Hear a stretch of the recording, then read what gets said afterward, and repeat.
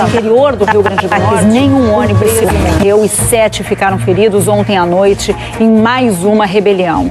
A gente vai falar então com o repórter Marcelo Cosme e com o repórter cinematográfico Fernando Rodrigues. Eles estão lá acompanhando desde cedo tudo o que aconteceu, acompanharam o confronto entre as facções. Marcelo, nesse momento, qual a sua avaliação? A situação parece mais tranquila nesse momento?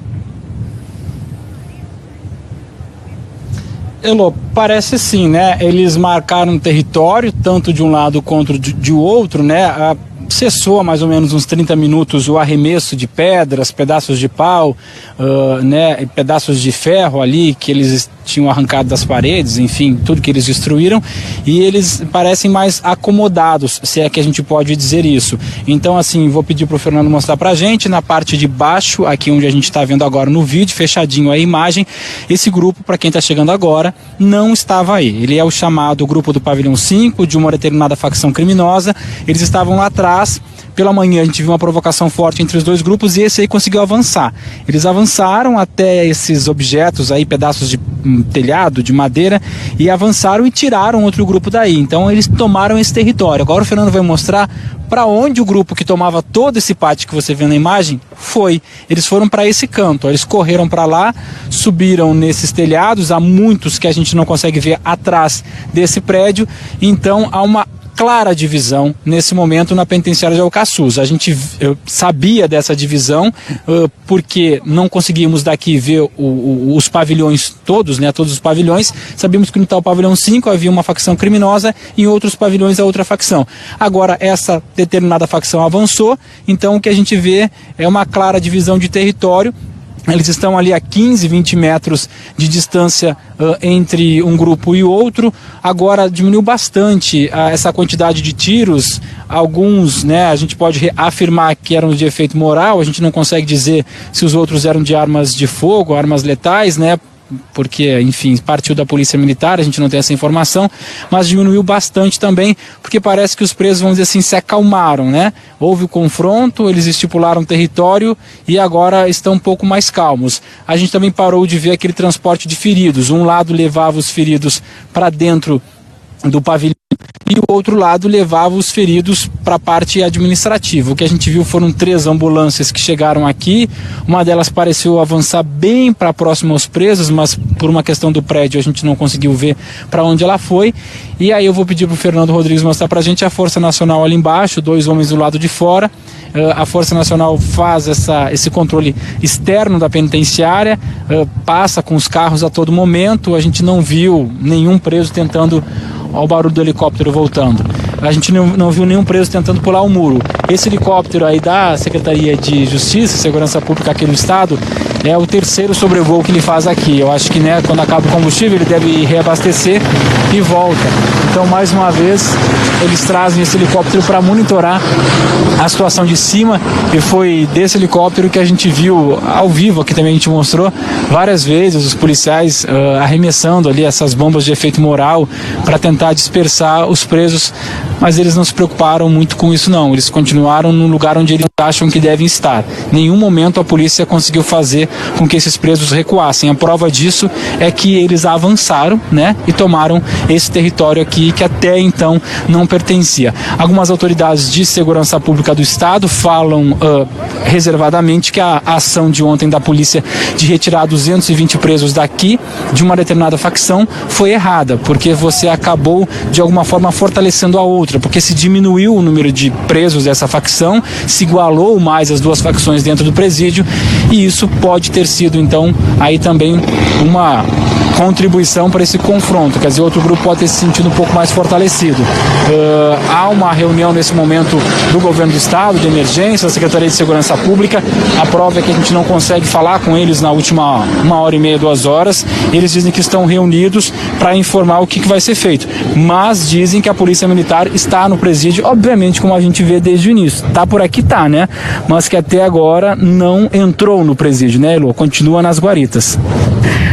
Pois é, a gente vê essa separação que aconteceu aí realmente das facções, cada um dominando aí um lado da penitenciária, Marcelo, mas pelo que você percebe, a atitude continua ameaçadora uma para com a outra, né? Ainda existe em alguns momentos arremesso de pedras, de paus e eles realmente fazem como se fossem barricadas, é como se estivessem ali esperando para um momento, um possível novo confronto. Então, a gente, com essa imagem, tem a impressão realmente de que a situação parece apenas apaziguada, né? Depois de um confronto que aconteceu com a retirada de feridos, a gente contou pelo menos 7 detentos feridos aí, sendo retirados, chegaram ambulâncias aqui por volta de 12h40, a gente viu a entrada de algumas ambulâncias, mas olha só, continua aí o material sendo concentrado ali junto com os detentos para que eles se armem novamente. É isso que você percebe também?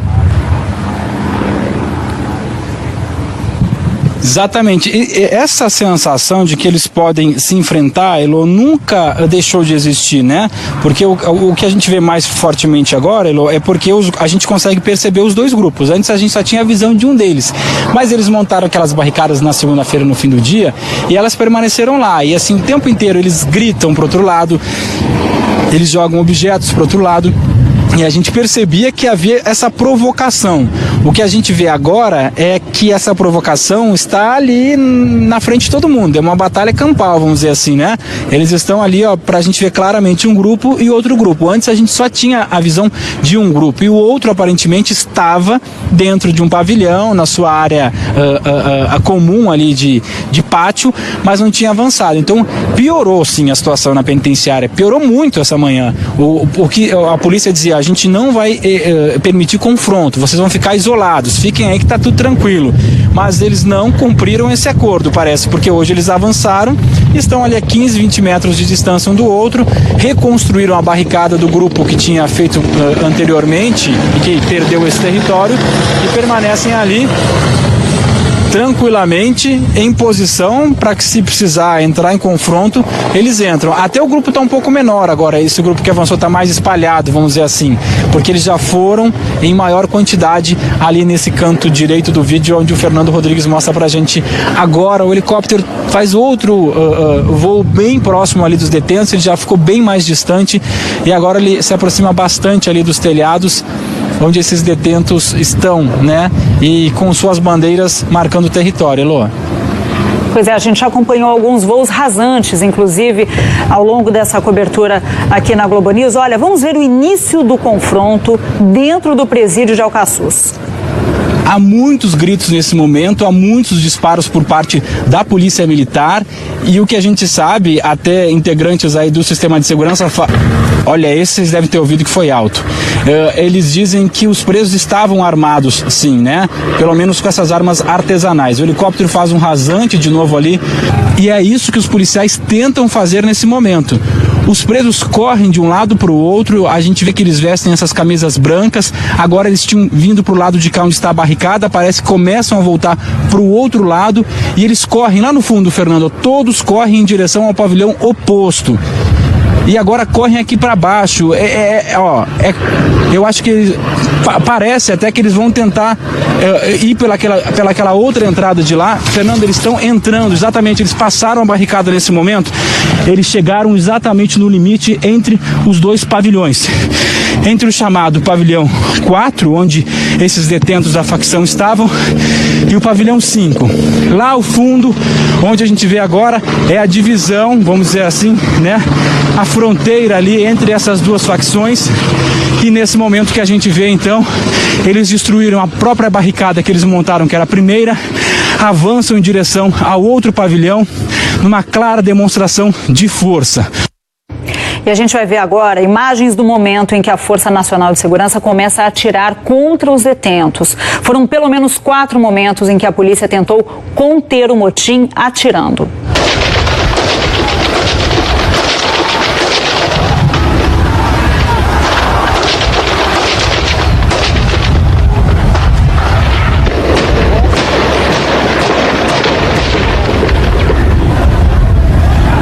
Ouviram aí, né? Mais tiros.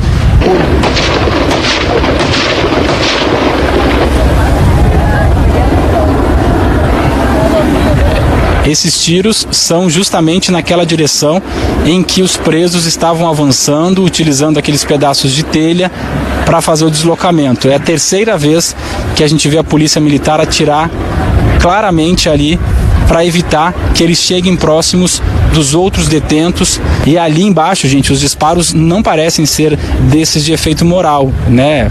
Não vou ser irresponsável em afirmar que são disparos de arma de fogo, mas assim, são aqueles disparos mais secos. A gente não vê ser nenhum tipo de fumaça das armas, nada que dê, né, um alarde maior ali em relação aos presos. Mas parece que isso...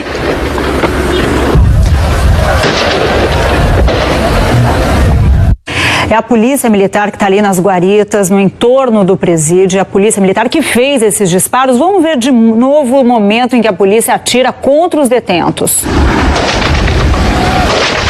Vamos ouvir de novo, Raquel. Começaram os disparos.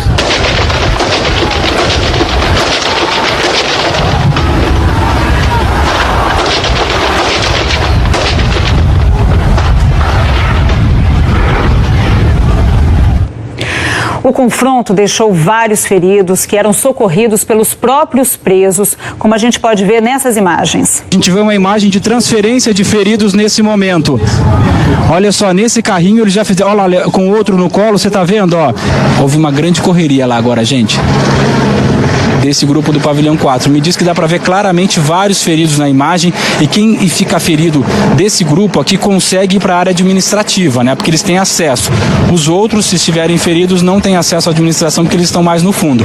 Tem um rapaz ali, ó, de short mais azul claro, mostrando claramente alguém ferido ali, ó, pedindo ajuda. Ele está há algum tempo ali já gesticulando e mostrando aquele preso que está sentado ali no chão que aparentemente está ferido. Mais um aí ferido, então. O Fernando Rodrigues está mostrando aqui na imagem que vocês têm aí, meninas, que eles estão carregando, vocês estão vendo, eles estão carregando um ferido, ó. Vocês conseguem ver claramente, né? Que eles carregam um ferido, isso é a facção essa que invadiu, viu? A gente consegue ver claramente, Marcelo, mais um ferido sendo carregado, portanto, pelos colegas, né? Pelos detentos. A gente vê que não é um socorro que vem de fora, né? Pois é, os detentos usaram armas brancas fabricadas por eles mesmos com destroços do próprio prédio do presídio que eles destruíram, como a gente vê nessas imagens. A gente vê que aquele lá aos poucos vai tentando caminhando no muro lá, ó. E claramente ele tem uma lança que eles fabricaram, tirando pedaços de ferro, pedaços de madeira do presídio, de tudo que eles destruíram nas últimas horas. Eles passaram os últimos dias fabricando essas armas artesanais. Então, assim, ele está indo lá para aquele lado com a lança na mão. Acho que ele quer tentar ir para o grupo que ele pertence, né? Existe aí um momento em que eles estão novamente fazendo suas barricadas de um lado e de outro. A situação, claro, continua de muita tensão. Houve um enfrentamento há pouco menos de uma hora. A gente viu esses grupos realmente entrando em confronto e nesse momento a impressão que dá é que eles estão se preparando para um possível novo enfrentamento, apenas fazendo algum tipo de linha ali para a defesa. Pois é, a gente vai ver agora no mapa onde fica exatamente esse presídio de Alcaçuz, é a penitenciária estadual de Alcaçuz. Ela fica na cidade de Nísia Floresta, é na região metropolitana de Natal, capital do Rio Grande do Norte. A gente vê o maior presídio do estado. Ele tem capacidade para 620 detentos e a gente sabe, estava com mais de 1.000 detentos. No começo, na rebelião que aconteceu de sábado para domingo, foram 14 horas de confusão. Naquela ocasião, 26 detentos morreram.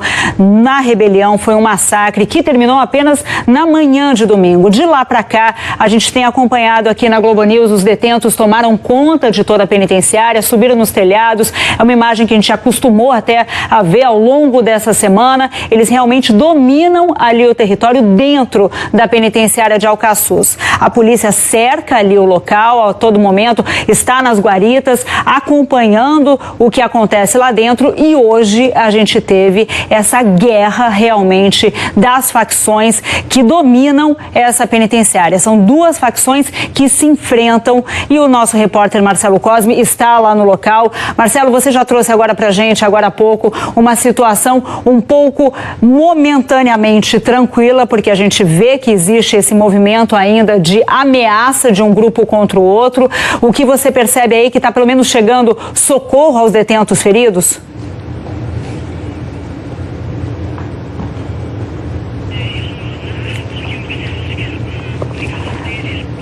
A gente está com um problema na comunicação com o Marcelo Cosme, mas olha só, eu citava justamente essa imagem. Ao longo dessa semana, os detentos estão em cima dos telhados, eles circulam ali em todos os pavilhões da penitenciária com tranquilidade. Olha só, a gente vê algumas bombas arremessadas. Agora há pouco a gente mostrou um foco de incêndio em um dos pavilhões. Existe essa atitude ameaçadora, olha só, arremessando objetos um contra o outro. O grupo continua ainda nesse momento de tensão ali.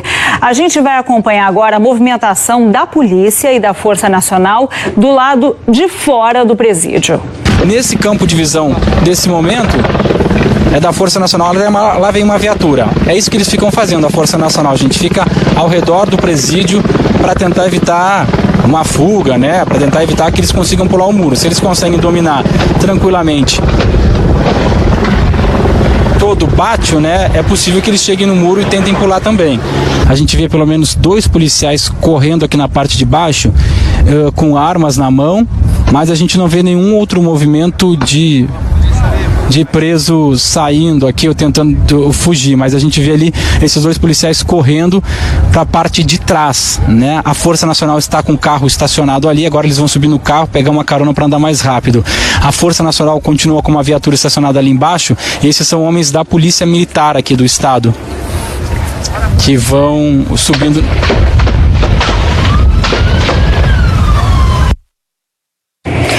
Então, para a gente entender o que está acontecendo, desde 10 horas da manhã, a gente mostra aqui na Globo News, existe dentro da penitenciária de Alcaçuz, na região metropolitana de Natal, um confronto entre facções.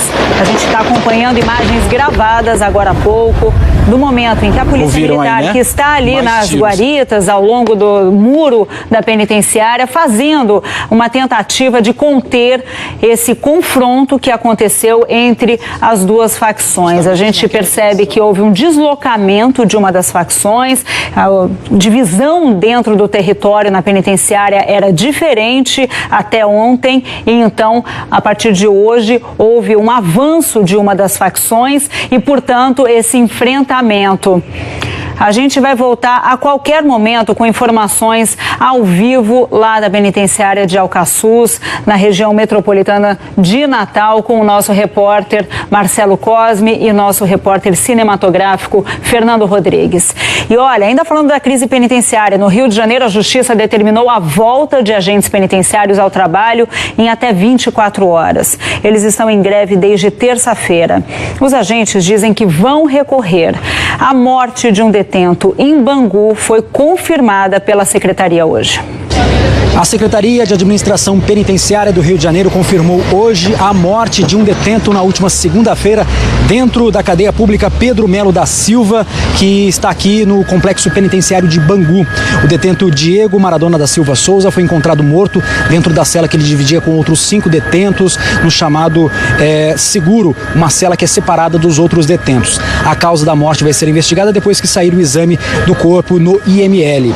Em relação à greve aqui dos servidores, ela continua, segundo o sindicato da categoria, mesmo depois da decisão do Tribunal de Justiça do Rio de Janeiro ter saído ontem para determinar a volta em 24 horas do trabalho dos agentes penitenciários, mesmo com uma multa diária de R$100 mil pelo descumprimento.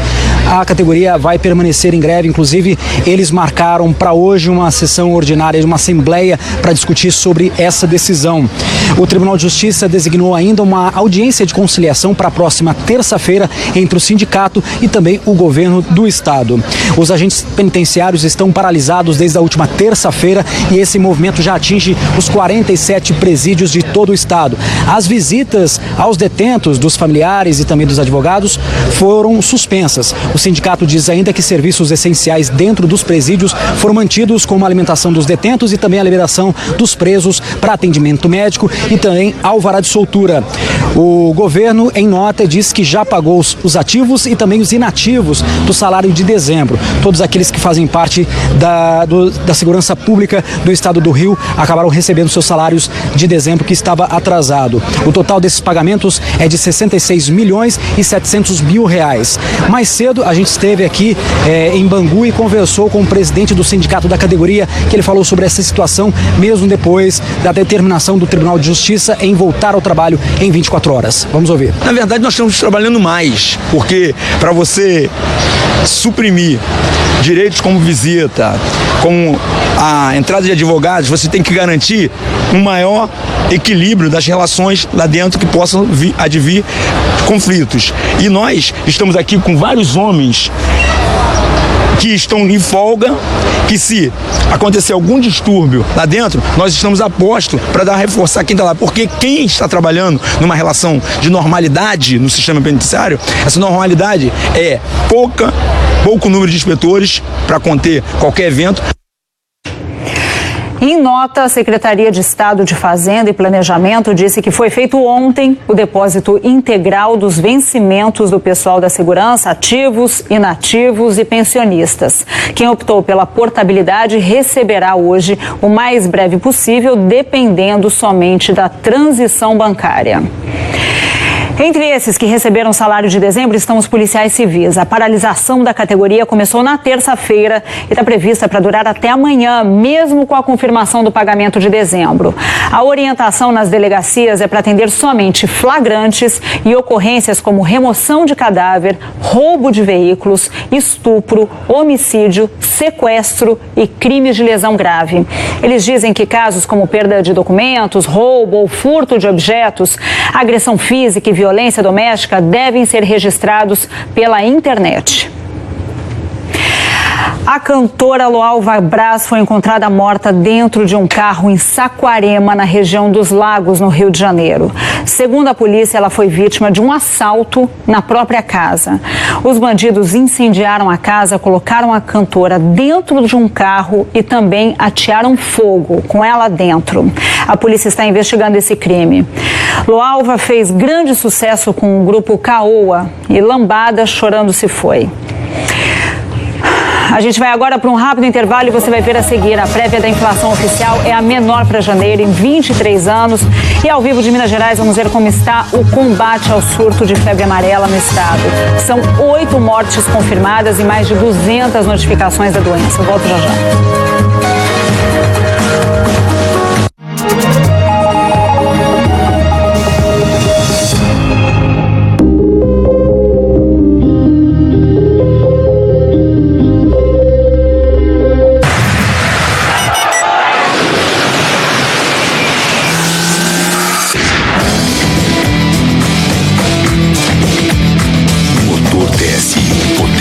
Economia e adrenalina. Tem hora que para seguir em frente, a gente tem que buscar novos caminhos. Se uma dificuldade aparece, é preciso saber mudar, mas sem perder o foco no que realmente importa. Com o tempo, a gente redescobre a nossa força e acredita ainda mais na própria capacidade. Confiança, a gente conquista passo a passo. Objetivo, liderança absoluta. 7 anos consecutivos em primeiro lugar no Enem em todo o Brasil. Colégio Objetivo Integrado mais uma vez conquista a média geral mais alta do país no Enem. Parabéns, alunos e professores. Colégio Objetivo Integrado adota o sistema de ensino Objetivo.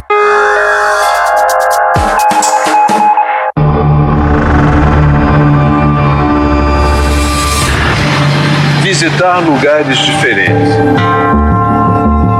conhecer pessoas interessantes. Mas sempre perguntando, o que é que te interessa?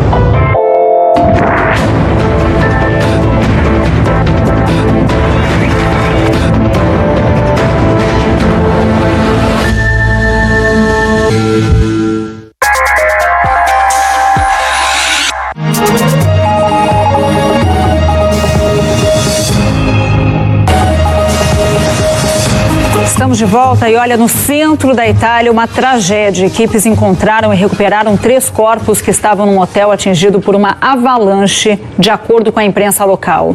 Até 30 pessoas ainda estão desaparecidas e os bombeiros buscam agora por sobreviventes.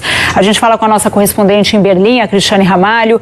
Cris, em que pé está o trabalho de resgate? Ainda há expectativa de encontrar alguém vivo? Oi, Elo, a expectativa sempre há, né? Agora é um trabalho de resgate bastante difícil, até porque essa é uma região ali montanhosa e as estradas estão bloqueadas pela neve, tanto que as primeiras equipes de socorro, elas conseguiram chegar ainda de madrugada, alguns até inclusive andando de esqui. Agora eles já estão mandando helicópteros para a região para tentar acelerar esse resgate. As primeiras, esses 3 corpos já foram aí resgatados, outras 30 pessoas, em torno de 30 pessoas ainda estão desaparecidas, a maior parte delas turistas, inclusive algumas crianças, e a mídia local reporta, está dizendo que também algumas das vítimas soterradas chegaram a mandar mensagens pedindo socorro, dizendo que estavam ali com muito frio, morrendo congeladas. Agora, claro, eles vão continuar esses esforços até o último minuto, Elua. E a gente lembra, né, essa avalanche desse hotel, é um hotel de 4 estrelas, um spa, muito procurado e que ele, assim, ficou, portanto, muito vulnerável a essa avalanche, provavelmente provocada por uma série de tremores que aconteceram ontem na região, Elua. Cris, justamente o hotel fica nessa região que já foi castigada por terremotos, inclusive recentemente, né? Em agosto do ano passado, a gente lembra, um forte terremoto atingiu essa mesma região, inclusive, deixando quase 300 mortos ali na cidade de Amatrice, todos esses pequenos vilarejos que ainda estão lutando para se reconstruir, para se recuperarem. Muitos prédios e casas também ainda estão aí em condições muito precárias e que já vinham sofrendo com essas tempestades de neve, essa onda de frio intenso aqui na Europa. E hoje o presidente da Comissão Europeia, Jean-Claude Juncker, já se dispôs a ajudar, colocou todos os recursos aí para ajudar mais uma vez a Itália. Elua. Obrigada, Cris. Qualquer novidade pode chamar a gente aqui. E nós falamos agora sobre aquele processo no Tribunal Superior Eleitoral que pede a cassação da chapa Dilma Temer. No fim do ano passado, uma operação da Polícia Federal investigou fraudes na contratação de gráficas para a campanha presidencial de 2014. E um relatório com informações desta operação já está pronto. A nossa repórter Andréa Sadi conta os detalhes para a gente. O Tribunal Superior Eleitoral recebeu ontem um relatório com informações sobre o que foi apurado naquela operação em dezembro que focou fornecedoras de campanha de Dilma e Temer em 2014. Este relatório ele foi elaborado por uma força-tarefa do TSE, que tem como membros Polícia Federal, Receita e COAF. Este documento ele está sob sigilo e agora será anexado àquela ação no TSE que pede a cassação da chapa de Dilma e Temer. Esta operação da polícia em dezembro teve como principal objetivo averiguar se essas fornecedoras de campanha em 2014, como gráficas, conseguiram sim comprovar os serviços para os quais elas foram contratadas. O relator dessa ação lá no TSE é o ministro Herman Benjamin. Foi ele quem autorizou esta operação em dezembro. Agora, inclusive, ele já marcou 5 novos depoimentos, 5 novas audiências com testemunhas exatamente para aprofundar estas investigações. De Brasília, Andréa Sadi, para a Globo News.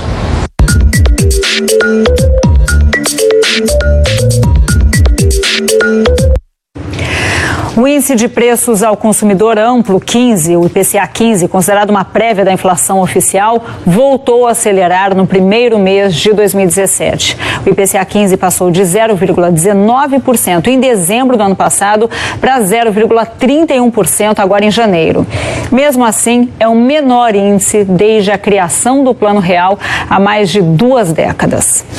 No acumulado dos últimos 12 meses, o índice desacelerou para 5,94%, ficando abaixo dos 6,58% registrados nos 12 meses imediatamente anteriores. A alta de 0,31% registrada no IPCA 15 de janeiro é considerada baixa porque os itens sazonais que costumam empurrar esse índice no mês de janeiro lá para cima subiram menos do que o normal. Ainda assim, os grupos que mais pressionaram o índice foram alimentação e bebidas, que passou de menos 0,18% em dezembro para 0,28% em janeiro, e despesas pessoais, que subiu 0,76%. Sobre isso, eu vou conversar com o economista da Fundação Getúlio Vargas, André Braz. Muito obrigada pela sua participação, André. O que explica essa alta menor aí desses itens que costumam empurrar o IPCA 15 de janeiro lá para cima? Ou seja, alimentos, né, passagens de ônibus. O que aconteceu nesse mês? Bom, no caso dos alimentos, o clima contribuiu muito para isso, né? E o clima vai ser importante em 2017, porque é de onde surge a expectativa de maior desaceleração da inflação. Então, se o clima contribui para a oferta de alimentos, os preços não têm como subir. E aí a gente talvez consiga levar essa inflação para o centro da meta, que é 4,5%. Agora, isoladamente, a gasolina foi um item que pressionou muito esse IPCA 15 de janeiro. Explica um pouquinho pra gente por que aconteceu isso. Pois é, a gasolina C, ela leva 27% de álcool anidro e os derivados da cana andam subindo muito de preço. Então há uma contaminação do preço do álcool na gasolina. Então, enquanto houver aí uma escassez de álcool anidro, né, o preço da gasolina na bomba também vai avançar, independente das decisões futuras da Petrobras. Você já falou um pouquinho sobre a inflação para esse ano, mas então o consumidor realmente pode esperar um alívio aí nessa alta de preços, né, para esse ano de 2017? Principalmente em torno dos alimentos, né? O que é importante porque famílias de baixa renda se valem muito disso, protege mais do processo inflacionário quando os alimentos ficam mais baratos, né? E ao longo de 2017, né, com maior volume de chuvas, o que a gente espera, a oferta de alimentos vai ser maior e os preços também tendem a subir menos. Muito obrigada pela sua participação. Do Rio de Janeiro, Bárbara Carvalho para a Globo News. Ontem, os investidores ficaram na expectativa do discurso da presidente do Banco Central americana, Janet Yellen, que falou só depois do fechamento do mercado financeiro aqui no Brasil. Aí, sobre esse assunto, a gente chama a Paula Araújo, que está no nosso estúdio da BMF Bovespa lá em São Paulo. Boa tarde para você, Paula. Bom, como a fala da presidente do Banco Central americano foi só depois do fechamento do mercado, os reflexos, a repercussão está sendo sentida hoje? Oi, Lô, tudo bem? Boa tarde a você, boa tarde a todos. Está sendo sentido assim, mas teve influência principalmente na abertura da sessão, viu? Com o dólar valorizando. Isso porque a presidente do BC dos Estados Unidos sinalizou que muita gente já esperava, na verdade, né? Que a taxa de juros deve aumentar. E aí isso